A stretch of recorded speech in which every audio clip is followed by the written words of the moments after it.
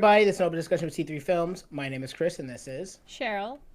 And today we're going to be talking about Wakanda Forever. Now, this came out a little while ago in theaters, but just came out on Disney Plus as of this week, I think, February 1st. So if you guys haven't seen Wakanda Forever, make sure you guys go and check it out on Disney Plus first, and then come back and see what we have to say about it, because we are going to go into spoiler territory here. But let's go ahead and jump right into it. So, Wakanda Forever. I'm actually very curious what you think about it. I saw this movie actually when it was in theaters. This is one of those movies I actually, braved the theaters to go and experience. Um, and right away for me, I really did appreciate the kind of moment of silence Marvel logo at the beginning of it. That felt very nice and tasteful. And that was like a very good way to start into the film. But I will get into more specifics about like the overall film and my feelings on it, because my feelings are actually kind of complicated on this film. But to just go ahead and get the cat out of the bag so we just are all aware, I actually did not enjoy this movie that much. Um, Oh, I okay. do I do think that the movie, I don't think the movie is bad, but I think the movie is just okay. And I'll go into specifics about that later. And a lot of my criticisms are actually kind of geared towards the second half of the film. I feel like the front half of the film is a much better film than the second half of the film, where I think the movie just kind of falls apart. But before we start talking more about that, like, what was your experience? How did you kind of enjoy the movie? Yeah, no, I can definitely see what you're thinking. I probably have a feeling we probably have similar opinions about it. I probably don't feel as strongly about Yeah. it because I did actually for the most part enjoy the movie. I don't think it was like the best Marvel movie ever, but I feel like they Mm-hmm. did a good job in um, making sure they did a lot of important things. And they did Mm-hmm. do a lot of important things um, that made me like this movie. But in terms of story, it's another Marvel movie. Yes. But Yes. the what made the difference for me is the important things that they did, and that is that, like you'd mentioned, um, they did. I think they did a really good job in, you know, paying homage to Chadwick um, Boseman.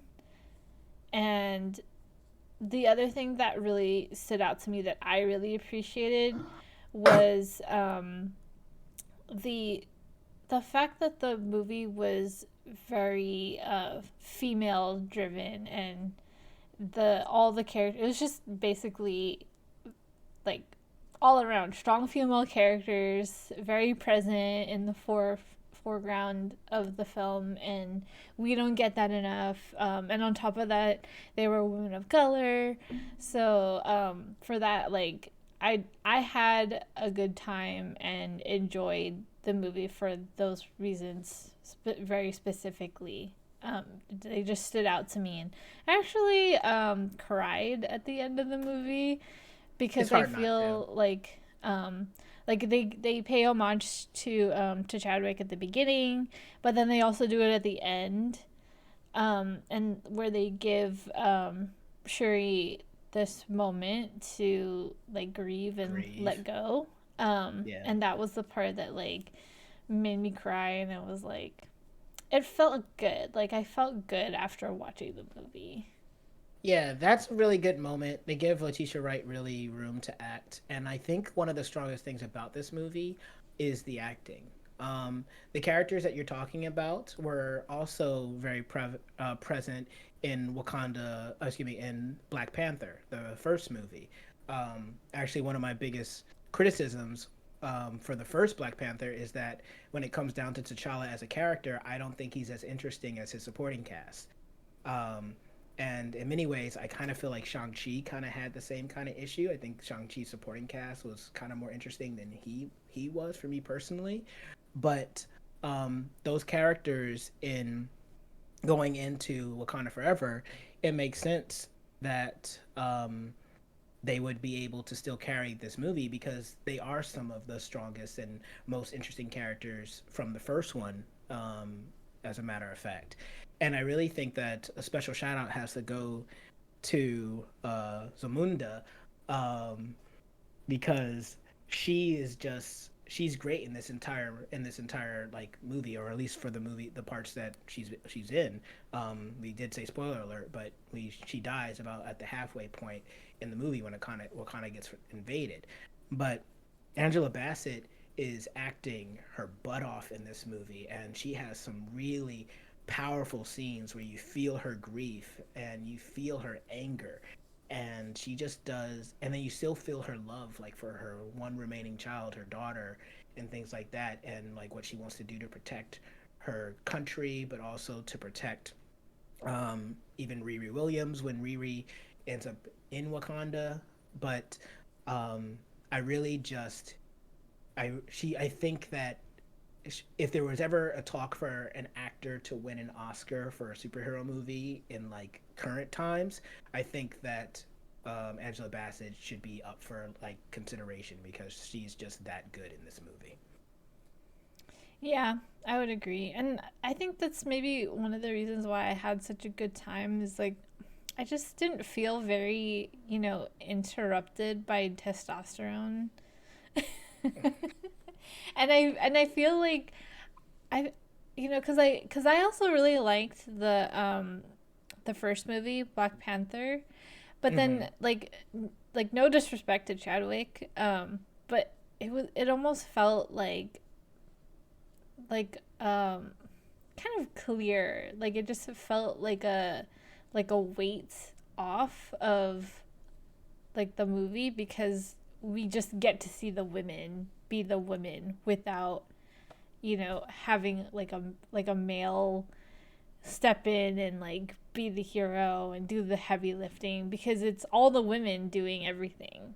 And like we don't really get to see that, especially in a superhero movie. And even in like movies like Wonder Woman, you still have this like male, like this dominant male role, which is that Chris Pine, no, not Pine, Chris, wait, is it Chris Pine? I forget which Chris it is. Yes, it was Chris Pine. Yeah, Chris yeah. Pine, that like even though he's not the hero of the movie, he's still this like male character that plays a huge role in driving the story forward and driving like the motives of the characters to do things. Mm-hmm. Um, am I making it? It looks like I'm not making sense to you. No, no. I generally see what you're saying. I mean, I think that if um I guess it depends on the point of view because I guess I would argue that um Tanak Huerta, the guy who plays Namor, kind of fulfills that role because he kind of is, because everyone, I mean, and this is the case in just movies in general, the protagonists react to the antagonist. So in many ways, the antagonist is actually the one that's driving the plot, not so much the protagonist. And I would say that he is a male character that is kind of driving the entire story, and that all of the other characters, male or female in the story, are kind of just reacting to him. Right, but he's the villain. Like they're not Mm-hmm. doing things um For him. for him to like do his bidding, or like they're not doing things exactly for him, Mm-hmm. or for his benefit. They're reacting to a villain. Like even if that character was a female, it would have the same story, as Right, right. opposed to like being a love interest where like the female is doing things because they want to protect the love interest and stuff like that. There's none of that in this. Mm-hmm.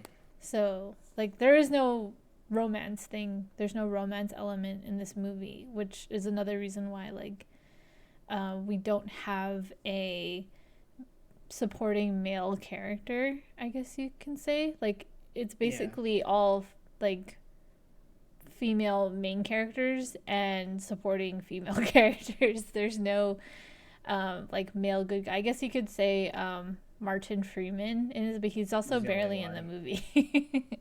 He is. And we'll talk a little bit more off our YouTube channel on our stream, um on our twitch.tv/c3 films if you guys want to see us over there. There is another little bit of a controversial movie that actually is based around that for, the group that you're talking about that is basically deleted, that also does not get to see themselves as often, and how they felt about that particular subject in the movie.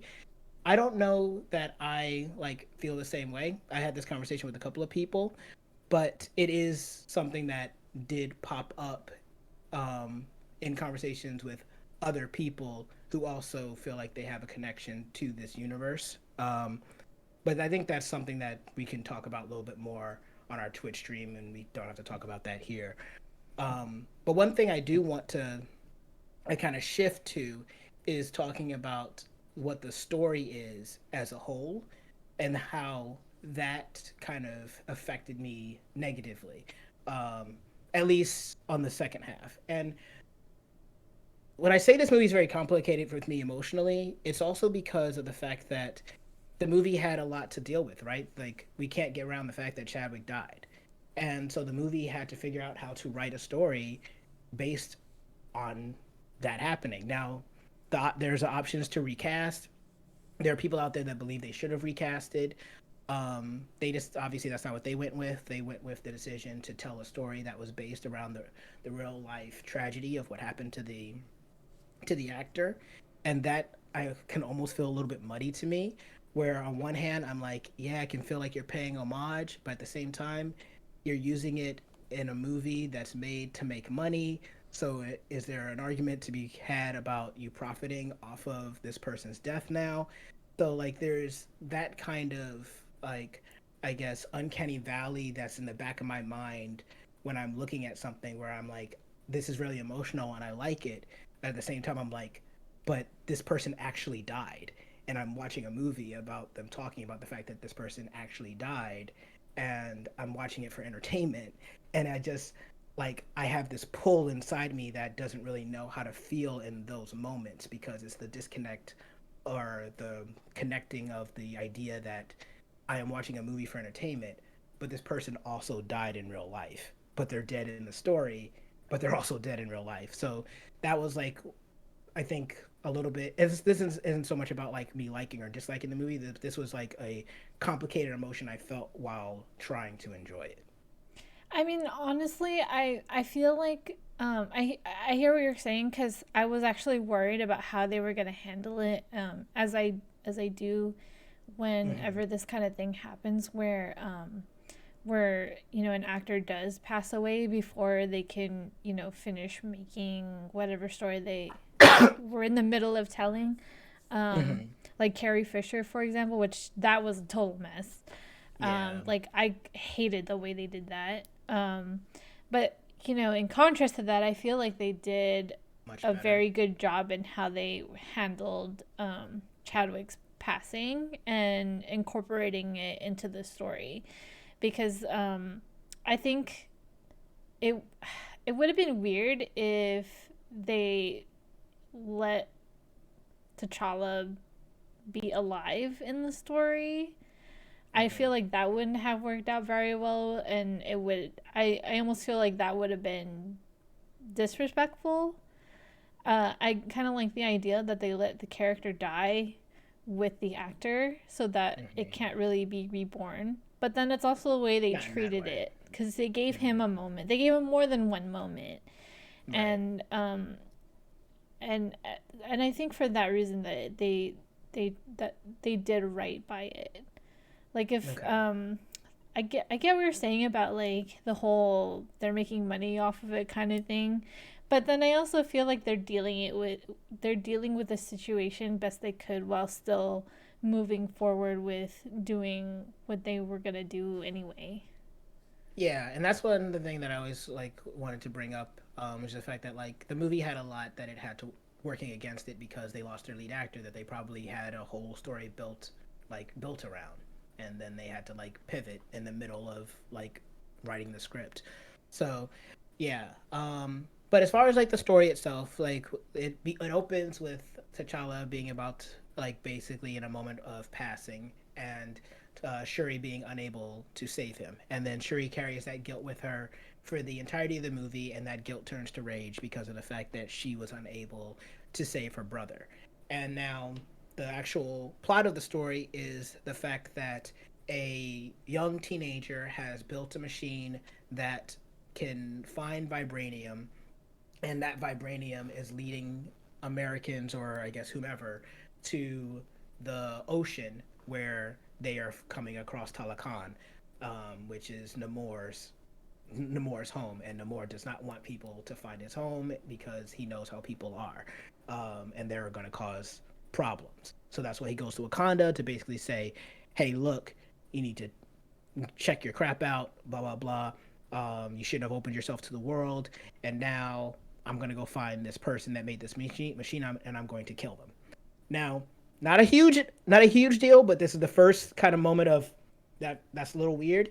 Is that them killing him killing Riri doesn't actually solve his problem because Riri even says that the government stole her design and made it herself and made it themselves. So if you kill Riri Williams, that doesn't stop the government that now already has all of her plans and her designs from continuing to make the stuff that is the problem that you're worried about. You actually have to destroy the plans and kill the person that created it so that that person can't create it again, and then make sure that it's not on any backup systems or anything else like that. So story wise, that was one thing where I was like, that's a little weird, but whatever. I also was not a fan of Riri Williams. I did not enjoy her specific characterization. Um, but I still did like all the other characters. Like I love Okoye. It's hard not to love Okoye. I love the scene where Zamunda is yelling at Okoye about everything that Okoye did wrong, and when Okoye like loses her position, it's like that's a great part of the movie, and it makes sense for both those characters what happens. Um, and and Nakia is great when Nakia pops back up in the movie and speaking perfect Spanish. It's because that's where she was born. It's like it's great, and I love that actress. That actress is still great. I think that Letitia Wright, even through all the controversy that she had on set, I think that Letitia Wright still did a very good job, like showing Shuri's grief, showing Shuri's anger. Um, and like so all these other characters like outside of Riri for me like worked very well. And Tanaka Huerta is really cool as Namor. I feel like he is very imposing. There are times when he actually felt scary, and then there's other times where it's just like, hey, look, you understand that this is a king trying to protect his people, and I think Shuri even understands that. And when Nakia shows up and just starts blasting people, Shuri's like, yo, whoa, you about to cause a war? Like all of this stuff is great. The music is great. I love the Dora Milaje chants. All of it is good. The pivot point for the movie for me is when they go to invade Wakanda, because story wise this felt like a very strange moment to me because the Kia, Shuri, and everybody return to Wakanda. They know that this guy is going to come after them. They know that he's going to want to start a war, and it feels like they just don't even prepare. They just kind of get there and say he's coming, but they don't like warn the city. They don't evacuate people. They don't even do what they did in Infinity War. In Infinity War, literally, when they found out that aliens were coming to Earth, like T'Challa said, "Ready to defenses, evacuate the city, and get this man a shield." Like they didn't do any of that in this case, and I was just like, well, that feels a little weird. You guys know you're about to get attacked, but it doesn't feel like you're prepared, and then they get attacked, and like everyone gets wiped out. I feel like that. Okay, I get. Yeah, I hear what you're saying about the. They probably should have evacuated. Um, I think the only thing they threw in there was Shuri saying like to throw up the whatever shield, the underwater thing, and I'm like, Yeah. oh, I guess that's enough, but then it wasn't. Um, it seemed like maybe that it. I don't know. Maybe I'm just making excuses for it, but it seemed like it happened like very quickly. Like attack didn't happen um, very much longer after they returned home. Mm-hmm. Um, but yeah.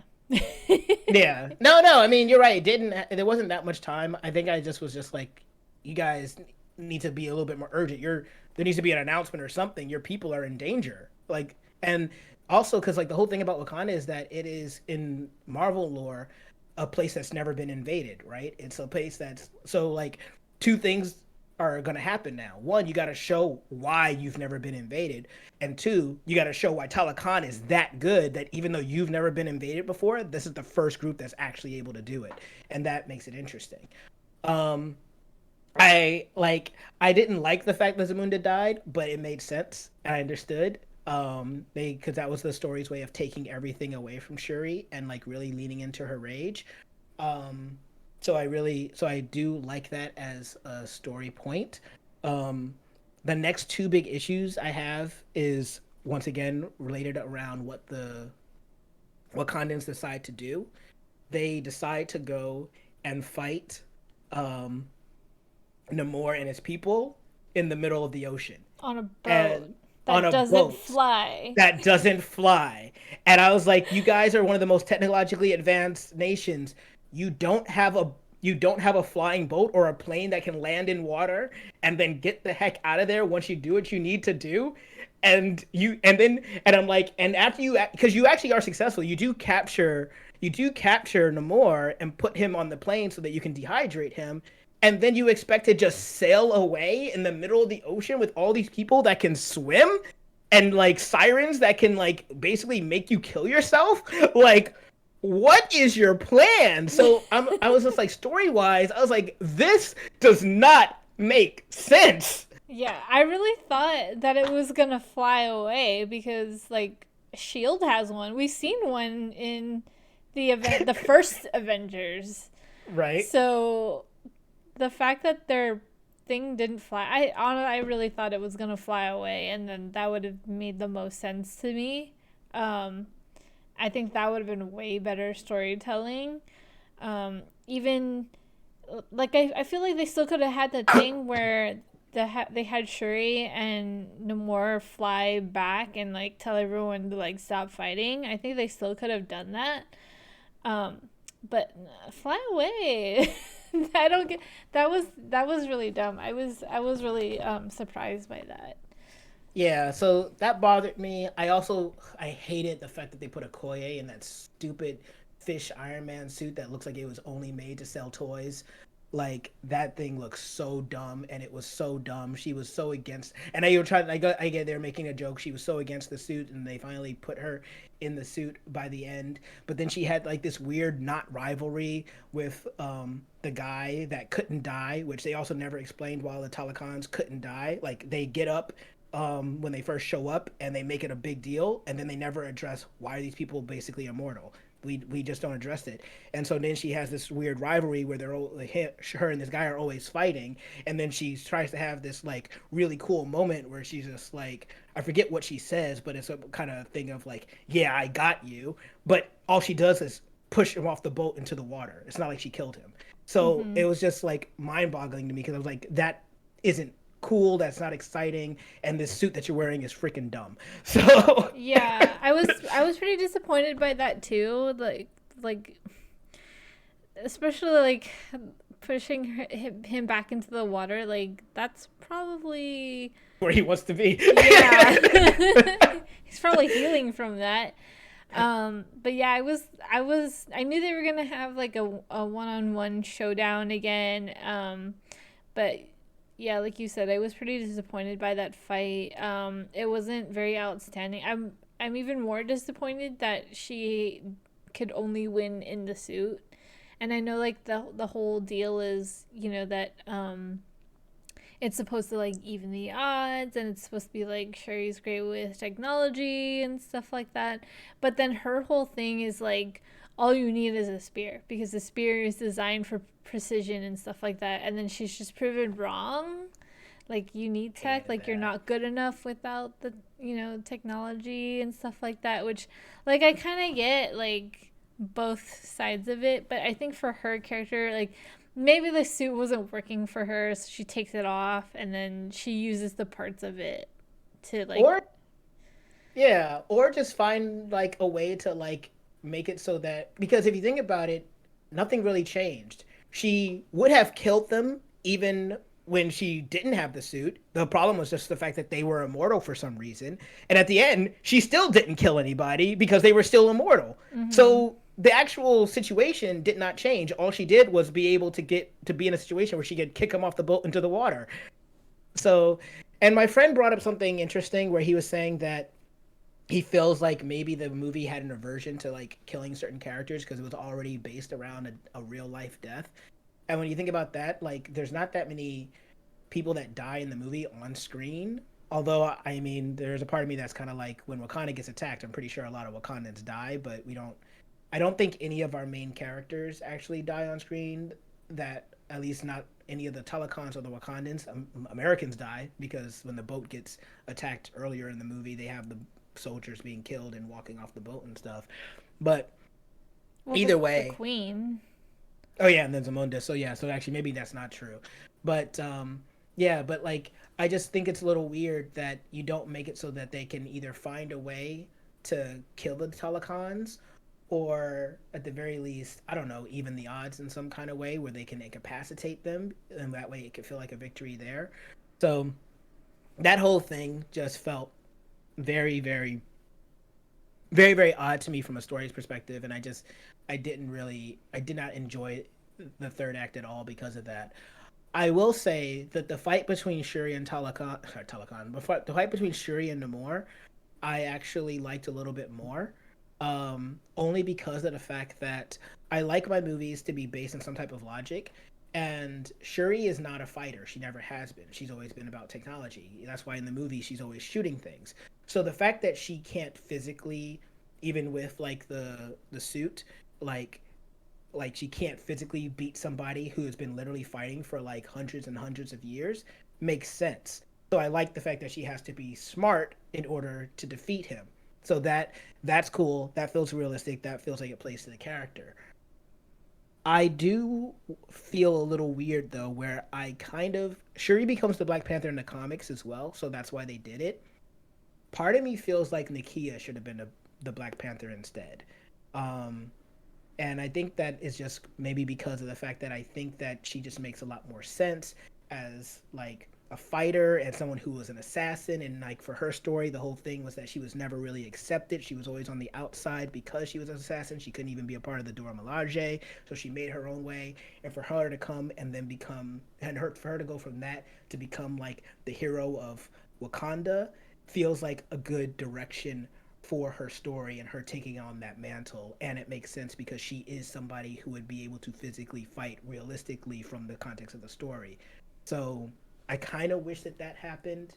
I'm not I'm not a total fan of Shuri being the Black Panther, if I'm being honest. That's funny because I had the same comment. I honestly I thought that it would have been best if they we didn't even have like if Shuri was gonna be Black Panther, um I would even say like maybe she doesn't become Black Panther until after all this goes down because her whole thing That too. is that she's good with technology and like they were doing it, they were doing, they almost did this whole movie without her being Black Panther, so they didn't really need her to be Panther at the very end because she had all this technology behind her anyway. All it did was give her strength that she didn't really use anyway, Use, because yeah. at the end of the day she used her brain and her technology to defeat Namor. So um I I wish that she just didn't become Black Panther and that she just did it all on her own as like herself.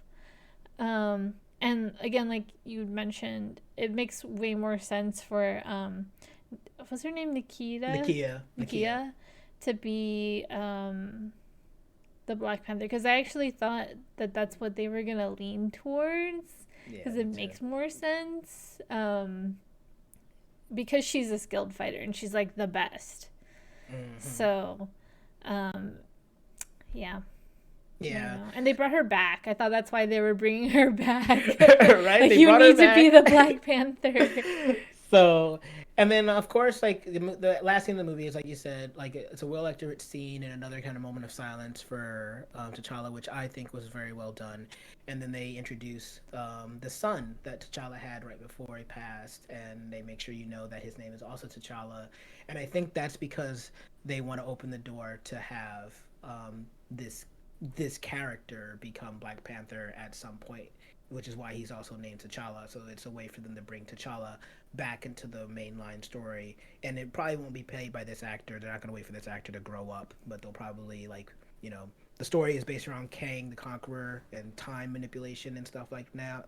Now there's a good chance that this kid might get aged up at some point and become like a new recasted T'Challa, that T'Challa can still be in the world, but it would be the son of the original T'Challa. So that's what it seems like they're doing, which I think is a good idea for them to at least not just completely retire this character, but also make it so that, like you said, the character that Chadwick played dies with him, for lack of a better way to say that. Um, but yeah, but at the end of the day, I think like for me, I enjoyed the first half of the movie a lot more than I enjoyed the second half. And because I really don't like the second half from a story perspective, it makes the movie just okay for me. I don't, and like you said at the start of this discussion, it's it's a Marvel movie. Like it doesn't stand out, it doesn't feel special, and a lot of these Marvel movies recently have just had really bad stories and really bad third acts, and this movie isn't any different. So I think that the first movie is a stronger film because I think that it's stronger throughout the entire film. But there are parts of this movie that I do enjoy, maybe even a little bit more than the first film. But it's kind of scattered for me. Yeah, I think like the elements of the movie were good for me. Like I enjoyed watching it because I like what they had and what they did. But in terms of story, like I said, it's a Marvel movie. The story is not very solid at all. Mm-hmm. And honestly, I don't like the whole thing where they basically say that Shuri is just like Killmonger. Um, and that like and like you said, like the reason why the queen had to die was so that they could put her in that position and stuff like that. Mm-hmm. I felt like they didn't need that to do that. I think maybe they pushed it further than they really needed to, because I think Shuri already had enough to grow in the arc. They don't think Yeah. they needed to make it any worse and then have her like see Killmonger and have that whole thing about vengeance, and even have Mbaku be like, I don't think this is a good idea. I like that relationship that they had in this Yeah. movie. I liked it a lot. But I don't think pushing her that far was necessary to make her like full of rage and vengeance. I Mm-hmm. think that was just a little bit over the top, unnecessary. I liked that whole water bomb thing that where the queen dies. I thought that scene though, Yeah, the that way scene they was killed her cool. was like Yeah, really so cool. cool. Yeah. Um, I thought that was shot really well. I think there's a lot of good cinematography and effects and stuff in this movie. So Agreed. overall, I enjoyed it. I liked it. But I think every time I watch a Marvel movie, I kind of have to throw away the hope for a good story and just enjoy it for what it is. And I That's actually where we are had now. lower expectations. Oh, you had lower I expectations had for lower this? Oh. expectations, so that's probably why I enjoyed it. Because in hindsight, especially if you compare this to like the last Thor movie, this was like incredibly better. I don't think anyone's gonna argue with you about that. Like Thor is like this is an Oscar film compared to Thor. Yeah, Oh like my there was good stuff. gosh. You can find good stuff in here, and that's why I think I Yes, liked that's it, true. because it wasn't perfect. There were issues, as it there usually is with everything that we watch. Yeah. But at least for me, I feel like I was able to look past a lot of these things and not make it such a huge problem to a point where I couldn't enjoy the movie anymore. Cool. But yeah, we've been talking a little bit while here. We probably need to get out of here. But is there anything like last minute, like kind of things you just really want to get out for the YouTube segment? Nomura's Magneto. The more is Magneto. That is all. All right, we'll talk a little bit more on our Twitch channel. If you guys want to see us talk about this and more on our like on our Twitch channel, you can check us out on twitch.tv/C3Films. But that's gonna be it for this YouTube segment. What did you guys think about Wakanda Forever? Did you enjoy it? Did you think that it paid homage to Chadwick in a respectful way? Did you enjoy the story? Did you think that the third act was a mess like I did? Whatever you thought about it, comment below. Let us know. I'm waiting down there. If you get a like, share, and subscribe. Even if you don't, though, I have been Chris, and this has been Cheryl, and we'll see you all next time.